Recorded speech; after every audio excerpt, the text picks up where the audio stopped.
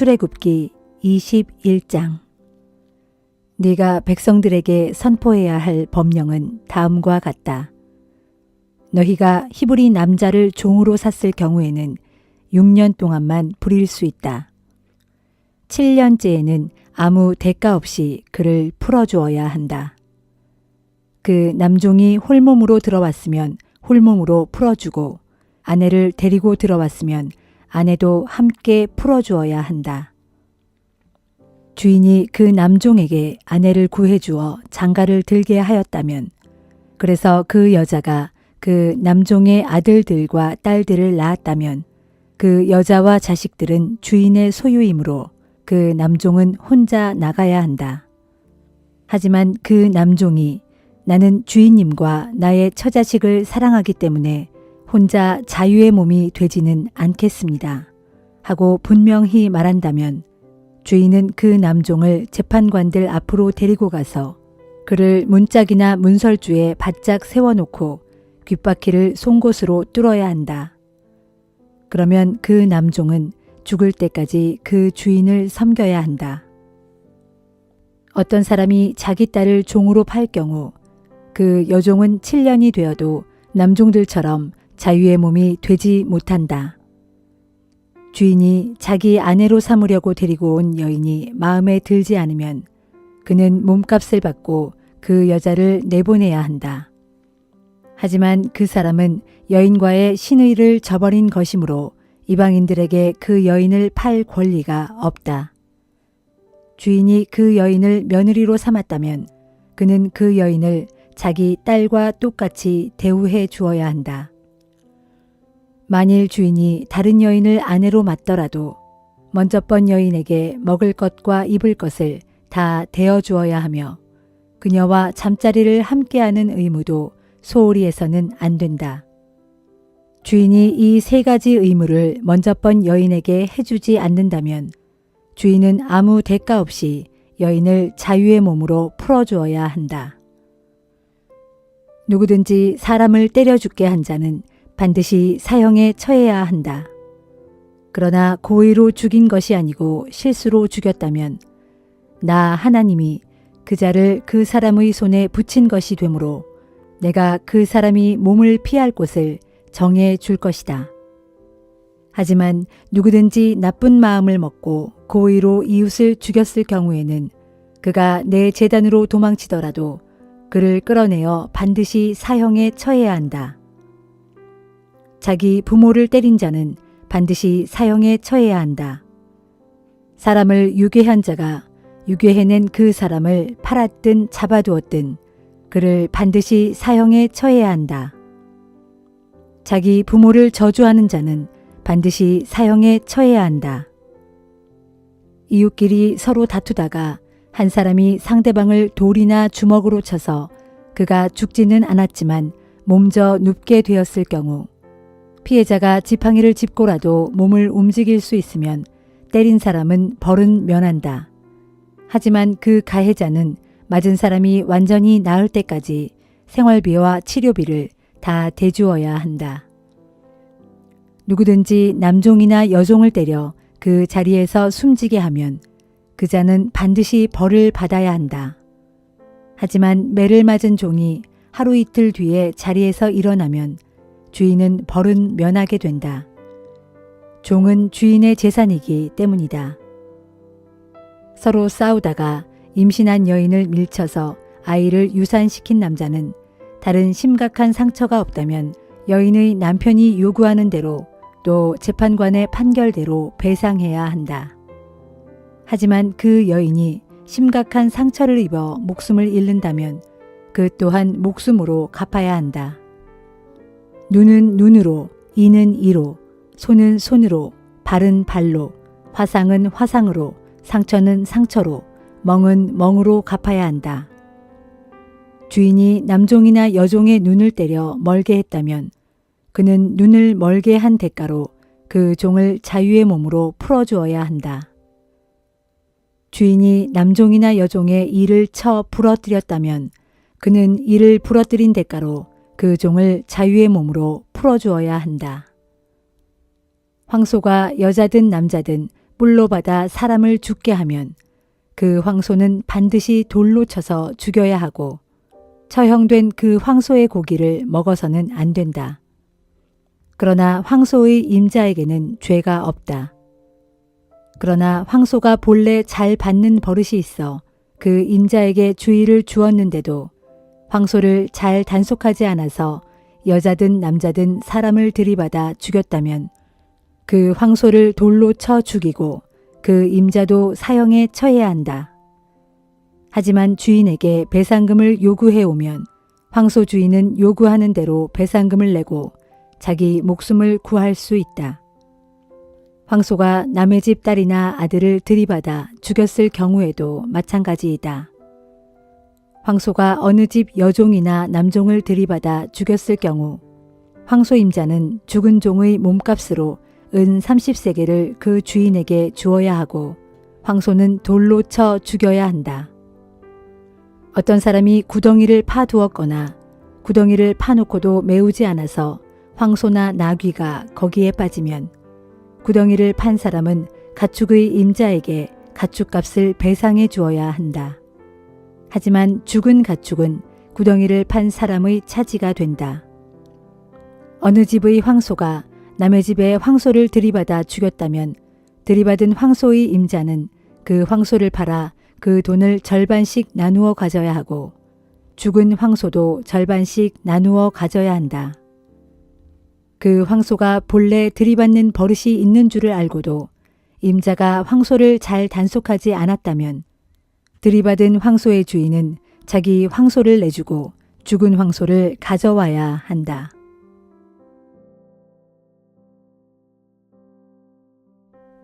누가복음 24장. 안식일 다음 날 이른 새벽 여자들은 준비한 향료를 가지고 예수의 무덤으로 갔다. 그런데 무덤에 가보니 무덤 입구를 막았던 큰 돌덩이가 이미 옆으로 치워져 있었다. 여자들이 무덤 안으로 들어가 보니 주 예수의 시신이 보이지 않았다. 어떻게 된 일인지 몰라 여자들이 놀라서 어리둥절하고 있는데 갑자기 눈부시게 빛나는 옷을 입은 두 사람이 그들 곁에 섰다. 여자들이 너무 두려워 얼굴을 땅에 대고 그 사람들 앞에 엎드리자 그 사람들이 말했다. 너희는 어찌하여 살아계신 분을 죽은 사람들 가운데서 찾고 있느냐? 그분은 여기 계시지 않고 다시 살아나셨다. 그분이 너희와 함께 갈릴리에 계실 적에 너희에게 하신 말씀을 기억하지 못하느냐? 인자는 반드시 죄인들의 손에 넘겨져서 십자가에 못 박히고 사흘 만에 다시 살아날 것이다 하고 말씀하시지 않았느냐? 그제야 여자들은 예수께서 하신 말씀을 기억했다.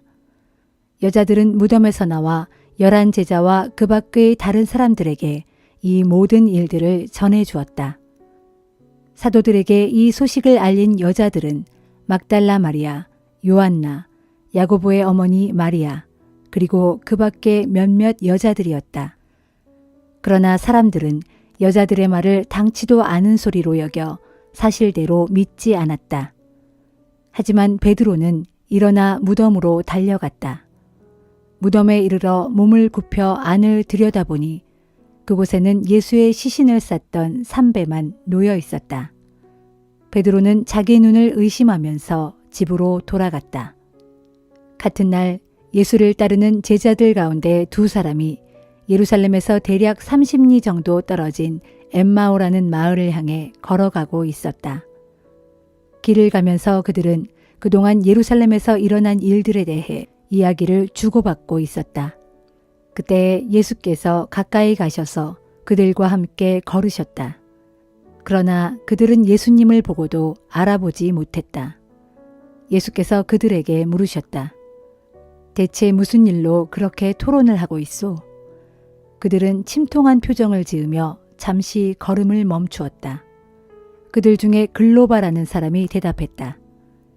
당신은 지금 예루살렘에서 오고 있으면서도 최근에 거기서 무슨 일이 일어났는지를 정말 모른단 말이오? 예수께서 다시 물으셨다. 예루살렘에서 무슨 일이 일어난 거요? 그들이 대답하였다. 나사렛 사람 예수에 관한 일이요. 그분은 하나님과 모든 사람들 앞에서 말로나 행동으로나 놀라운 권능을 가지신 참 예언자였소.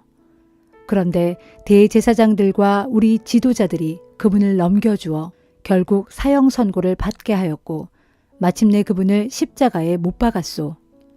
사실 우리는 그분이야말로 이스라엘을 구원하실 분이라는 걸 알고는 그분에게 소망을 품어왔었소. 어디 그뿐이겠소? 그런 일이 일어난 지 사흘 후에 더 놀라운 일이 벌어졌소. 우리 가운데 몇몇 여자들이 우리에게 놀라운 소식을 전해주었소.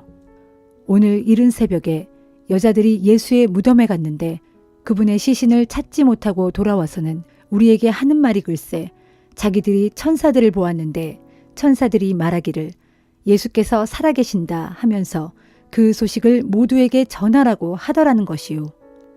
그래서 우리 동료 몇 사람이 예수의 무덤에 달려가 보니 과연 여자들이 말한 대로였소. 그들도 역시 예수의 시신을 보지 못했다는 거요. 그 모든 말을 듣고 예수께서 그들에게 말씀하셨다. 당신들은 정말로 어리석군요.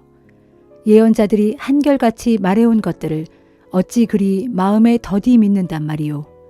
그리스도가 마땅히 그런 고난을 겪고서 자기 영광에 이르게 된다고 말하지 않았소. 그러고 나서 예수께서는 모세부터 시작해서 구약의 예언자들이 기록해 놓은 구절들을 일일이 인용해 가면서 예수 자신에 관해 적혀 있는 것들을 일일이 설명해 주셨다. 어느덧 두 제자가 가고자 하는 마을에 거의 다다랐다. 하지만 예수께서는 더 멀리 가시려고 하셨다. 그러자 그들이 한사코 예수께 권유했다. 날이 저물었으니 여기서 우리와 함께 묵었다가 가십시오. 그래서 예수께서는 그들과 함께 묵으려고 집으로 들어가셨다. 그리고 그들과 함께 음식을 먹으려고 식탁에 앉으셨을 때 예수께서는 빵을 들어 감사기도를 올리신 후 떼어서 그들에게 나누어 주셨다. 그제야 그들의 눈이 열려 비로소 예수를 알아보았다. 그러나 바로 그 순간 예수께서는 그들의 눈앞에서 사라지셨다. 그들이 서로 이야기했다. 그래, 길에서 그분께서 말씀하시고 우리에게 성경 말씀을 풀이해 주실 때 우리 마음이 뜨겁게 불타오르지 않더냐. 그들은 자리에서 일어나 즉시 예루살렘으로 돌아갔다. 가서 보니 11 제자와 예수를 따르던 사람들이 다 함께 모여 있었고 모두들 이렇게 말하고 있었다. 주님은 정말로 다시 살아나셨고 시몬에게 나타나셨다. 두 사람도 길에서 있었던 일들과 예수께서 빵을 떼어 주실 때 자기들이 비로소 예수를 알아본 사실을 이야기하였다. 그들이 이런 이야기를 나누고 있을 때 갑자기 예수께서 직접 나타나 그들 가운데 서서 말씀하셨다. 너희 모두에게 평강이 있기를. 모여있던 사람들은 몹시 놀랍고 두려워서 자신들이 유령을 보고 있다고 생각했다. 예수께서 그들에게 말씀하셨다. 왜 그렇게 놀라느냐? 어찌하여 마음에 의심을 품느냐? 자, 내 손과 내 발을 보아라. 바로 나다. 나를 만져보고 확인하여라. 유령은 살과 뼈가 없지만 너희가 보다시피 나는 이렇게 살과 뼈를 가지고 있다. 이렇게 말씀을 하시면서 예수께서는 자신의 손과 발을 그들에게 보이셨다. 그들은 너무도 기쁘고 또 놀라워서 아직도 믿지 못하고 있는데 예수께서 그들에게 물으셨다. 여기에 먹을 것이 좀 있느냐? 그래서 그들이 구운 생선 한 토막을 예수께 드리자 예수께서 그것을 받아들고 그들이 보는 앞에서 잡수셨다. 그런 다음 예수께서 그들에게 말씀하셨다. 내가 전에 너희와 함께 있을 때 분명히 말하기를 모세의 율법서와 예언서들과 시편에서 나에 관해 기록된 모든 일들이 반드시 이루어져야 한다 라고 하였다. 그때 예수께서는 그들의 마음을 열어 그 모든 성경 말씀의 의미를 깨닫게 해주셨다. 예수께서 또 말씀하셨다. 성경에 또 기록되어 있기를 그리스도가 고난을 받고 죽었다가 사흘 만에 죽은 자들 가운데서 다시 살아날 것이고 누구든지 회개하면 죄를 용서받는다는 이 기쁜 소식이 예루살렘에서 시작하여 모든 민족들에게 전파될 것이다 하였다. 너희는 이 모든 일을 목격한 증인들이다. 이제 나는 내 아버지께서 약속하신 것을 너희에게 보내겠다. 그러므로 너희는 위로부터 오는 능력의 옷을 입을 때까지 여기 예루살렘에 계속 머물러 있어라. 그리고 예수께서는 제자들을 데리고 밖으로 나가 베다니 근처로 가시더니 거기서 두 손을 들고 그들을 축복해 주셨다. 이처럼 제자들을 축복하시는 가운데 예수께서는 그들을 떠나 하늘로 들려 올라가셨다. 제자들은 예수께 경배를 드린 후 기쁨에 넘쳐서 예루살렘으로 돌아갔다. 그리고는 하나님을 찬양하면서 날마다 성전에 머물러 지냈다.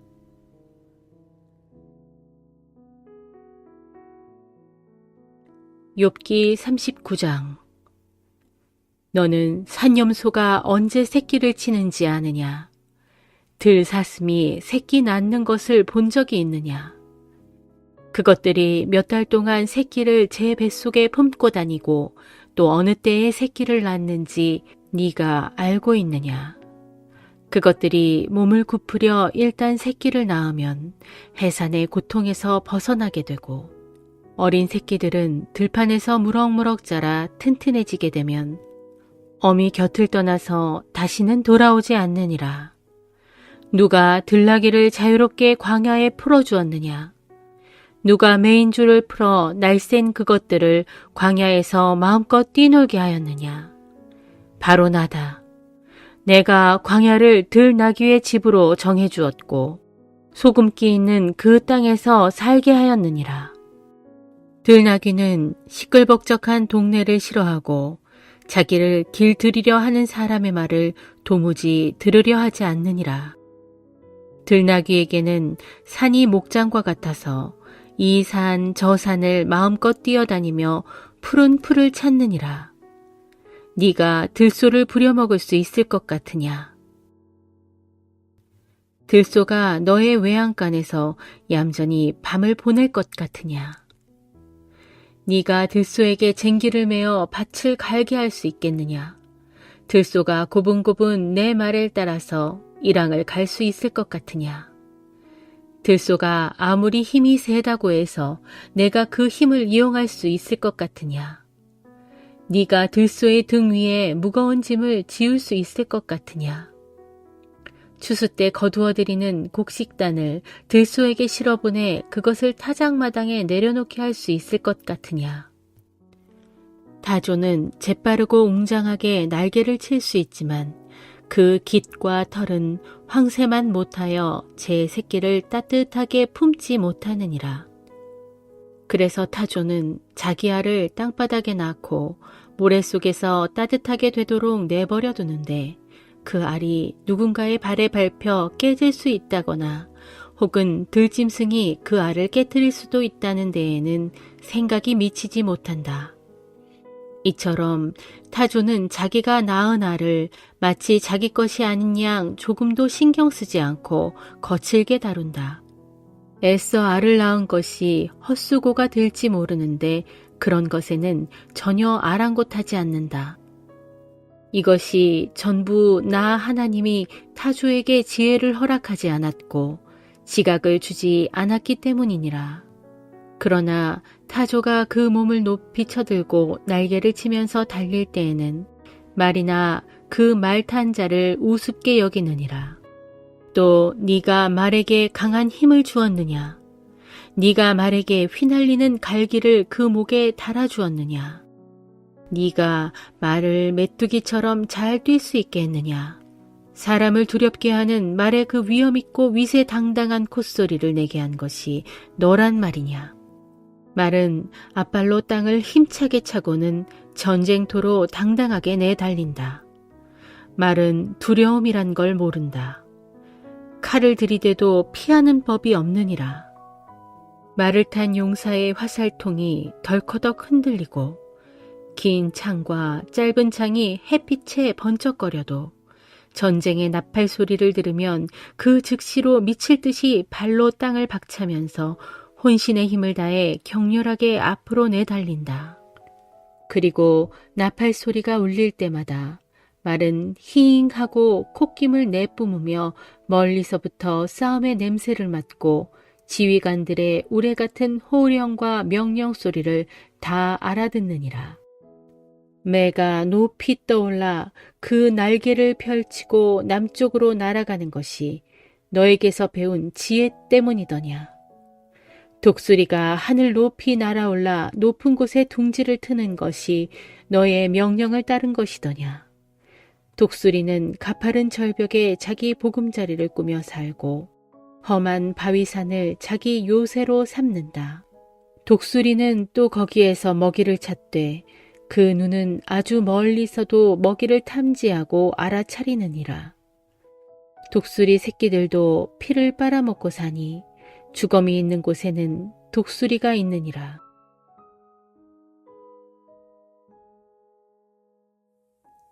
고린도 후서 9장. 성도들을 돕는 이 일에 대해서는 새삼스럽게 여러분에게 길게 설명할 필요가 없습니다. 그 까닭은 가난한 성도들을 돕고자 하는 여러분의 열심을 내가 잘 알고 있기 때문입니다. 그래서 나는 여러분에 대해 마케도니아 지역의 형제들에게 자랑하기를 아가야 지역에 있는 성도들은 지난해부터 이미 헌금을 준비해 왔다라고 했습니다. 그래서 여러분의 열심이 그들을 감동시켜 많은 사람들을 분발하게 해주었습니다. 이제 내가 디도 일행을 여러분에게 보내는 것은 여러분에 대한 우리의 자랑이 헛된 일이 되지 않도록 여러분으로 하여금 헌금을 준비하게 하기 위해서입니다. 만일 마케도니아 형제들이 나와 함께 여러분에게 갔을 때 여러분이 아직 헌금 준비가 되어 있지 않는 것을 보게 된다면 여러분은 말할 것도 없고 우리가 그렇게 자랑하고 확신했던 것에 대해 크게 부끄러워질 것입니다. 그래서 나는 디도 일행에게 당부해서 나보다 앞서 여러분에게로 가서 여러분이 약속한 그 구제의 선물을 미리 준비해 놓게 하는 것이 필요하다고 생각했습니다. 그렇게 준비한 헌금이라야 여러분이 마지못해 억지로 내는 것이 아니라 진심에서 우러나오는 헌금이 될 것입니다. 이 점을 명심하십시오. 적게 뿌린 사람은 적게 거두고 많이 뿌린 사람은 많이 거두게 마련입니다. 각 사람은 자기 마음에 정한 대로 정성껏 헌금해야 하고 아까워하면서 하거나 또는 마지못해서 하는 일이 없어야 할 것입니다.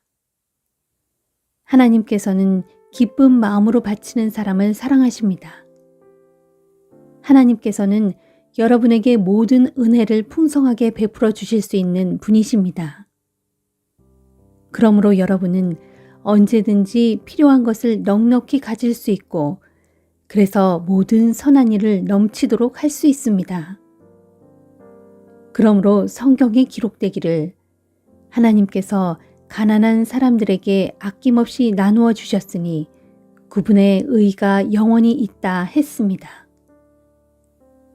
씨 뿌리는 사람에게 씨와 함께 먹을 양식을 공급해 주시는 하나님께서 여러분에게도 씨를 공급해 주실 뿐만 아니라 여러분의 씨앗 창고를 풍성하게 채워주시고 여러분으로 하여금 의로움의 열매를 넘치도록 거두게 해주실 것입니다.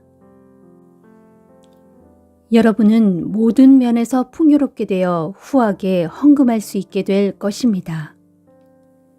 그래서 우리를 통해 여러분의 헌금이 가난한 성도들에게 전달되면 많은 형제들이 하나님께 감사를 드리게 될 것입니다. 그렇습니다.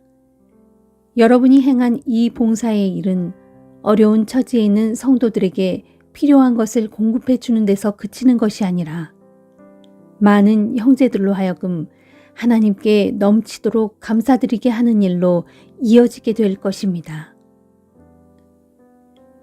여러분의 도움을 받은 사람들은 여러분이 하나님께 순종하여 그리스도의 복음을 진실되게 고백하고 믿는다는 것을 확신하게 될 것이고, 자신들에게나 다른 사람들에게 베푸는 여러분의 나눔에 대해 하나님을 찬양하게 될 것입니다. 또한 그들은 여러분을 통하여 보여주신 하나님의 넘치는 은혜를 깨닫고 여러분을 사모하면서 여러분을 위해 진심으로 기도를 드릴 것입니다. 우리에게 말로 다할 수 없는 선물을 주시는 하나님께 감사를 드립니다.